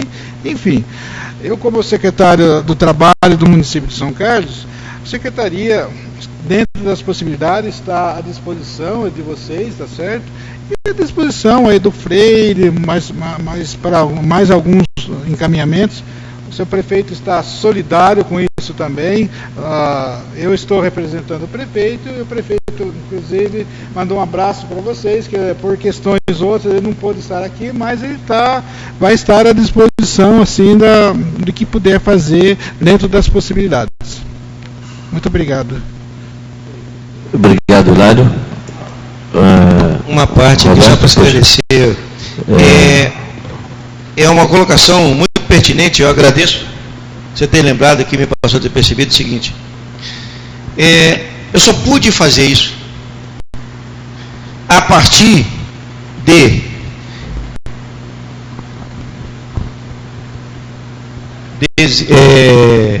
dezembro de 2012. Por quê? Eu, quando fiz uma solicitação na empresa para poder começar a trabalhar a partir da primeira aprovação do plano em maio, eu recebi esse e-mail aqui, ó. Eu pedi para formatação. O conceito é simples. Até que seja concluída a transferência de cotas, o Mateus não quer que você desligue nenhuma pessoa-chave sem prévia concordância dele. Traduzindo isso, eu fui sonegado de informações-chave da empresa até que eu conseguisse demitir as pessoas tidas como chave para ele. Todos me sonegaram informação, uma forma, enrolavam e me empurraram com a barriga. São brasileiros trabalhando contra brasileiro. Então foi a partir de janeiro que eu pude fazer essa apuração. Foi por isso que eu levei de janeiro de 2013 até abril, e em maio todos eles já estavam cientes. Eu não tive condições de fazer antes. E por que ainda foi nossa boa fé? Eu não passava na nossa cabeça, em hipótese alguma, que um grupo desse porte iria se prestar a uma situação desse nível, a praticar crimes falimentar tão simples, idiota de ser praticado. Para mim, foi o olho grande. Eles já tinham ganhado muito no Brasil.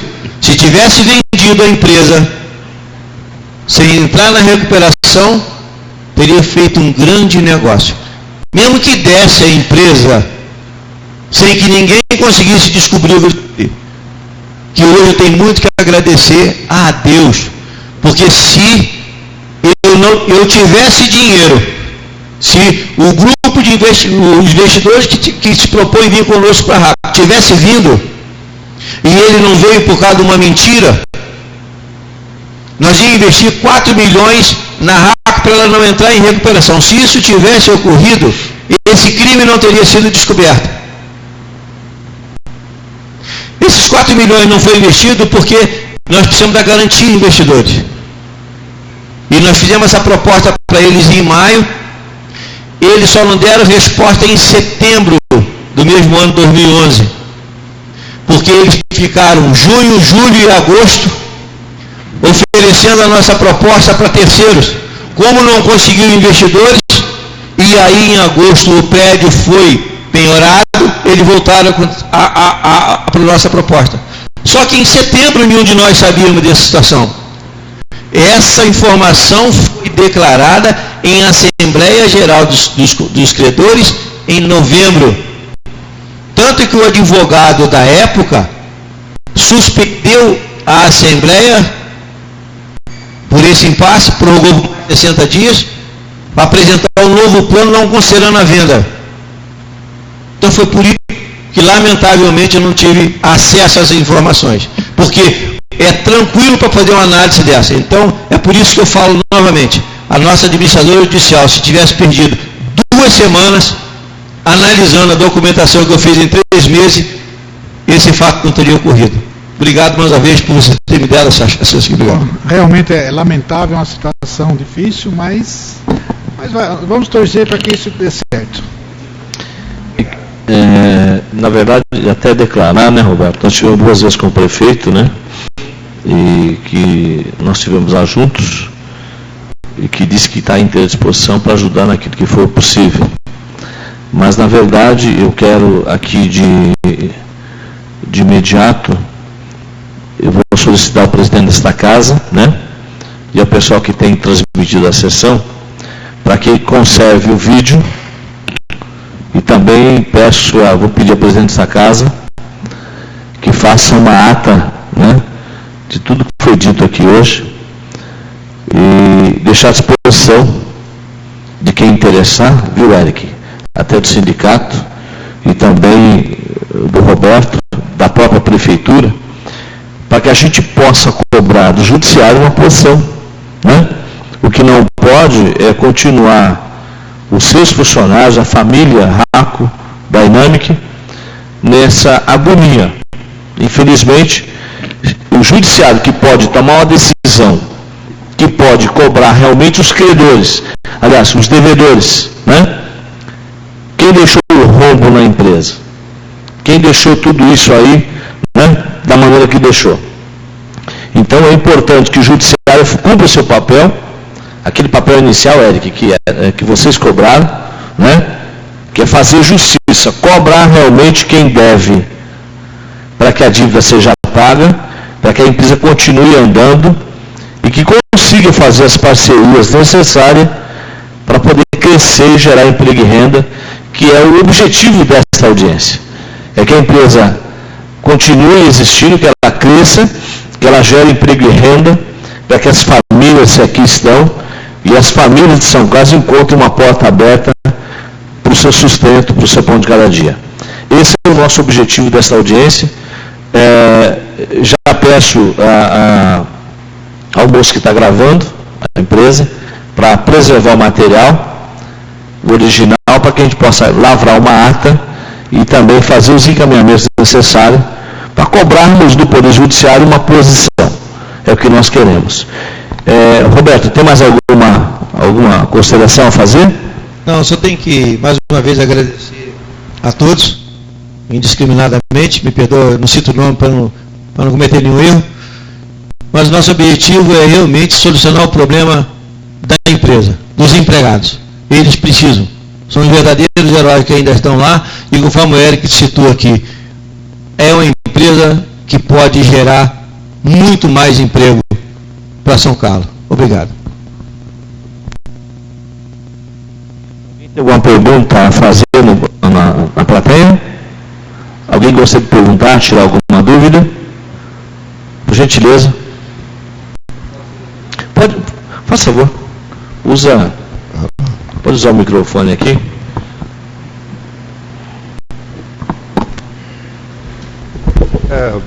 Muito boa tarde, Freire, Roberto, companheiros aí da Dynamic.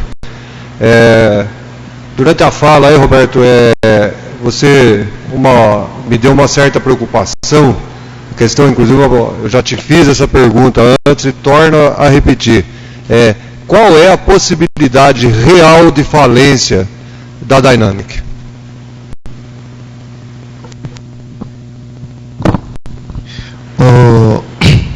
Wagner, obrigado, campeão. Ô Wagner, eu digo para você o seguinte: uma empresa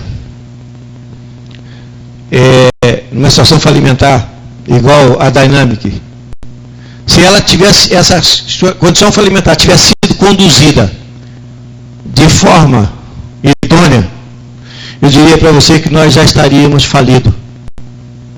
Por quê? Eu, por falta de recurso financeiro, deixei de cumprir o plano em agosto de 2013. A Lei 11.101 me diz que, uma vez homologado o plano pelo juiz, e eu sei disso, eu deixando de cumprir, eu corro o risco de sofrer uma convolução de recuperação em falência. Então esse risco nós estamos correndo desde agosto de 2013.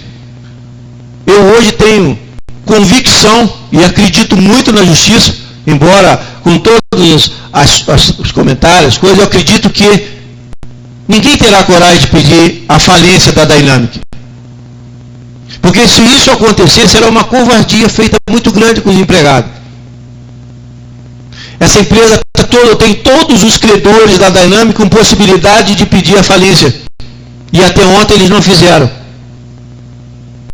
E se algum deles fizer, vai forçar a nossa administradora judicial em 80 dias dizer por que está falindo.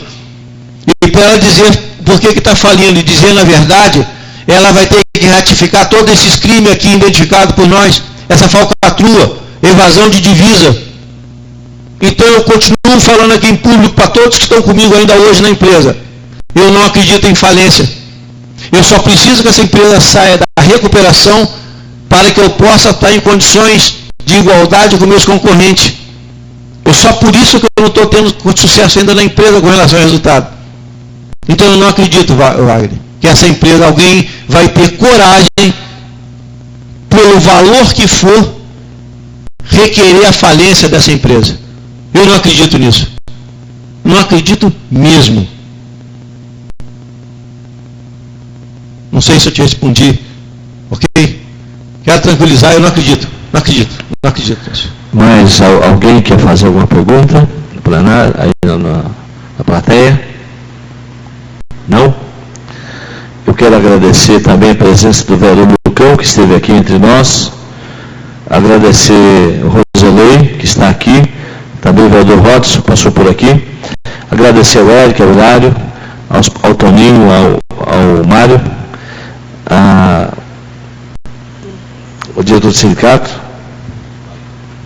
ao Wagner, meu amigo de infância, da Faber, ao Roberto.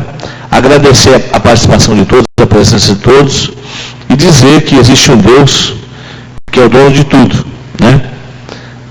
Esse Deus é que nos sustenta e nos mantém vivos e com esperança de dias melhores.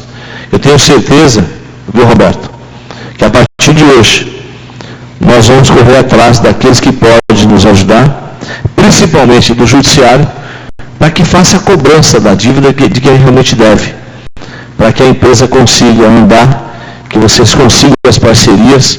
Eu tenho certeza em Deus que muitos empregos serão gerados naquela empresa e muitas famílias, como essas famílias que acreditam, que estão com você, com todos lá na empresa, possam continuar tendo a sua dignidade, seu trabalho digno para o sustento da sua família. Nada mais a declarar, agradecendo sempre a Deus, eu declaro encerrado a presente audiência pública. Muito obrigado a todos.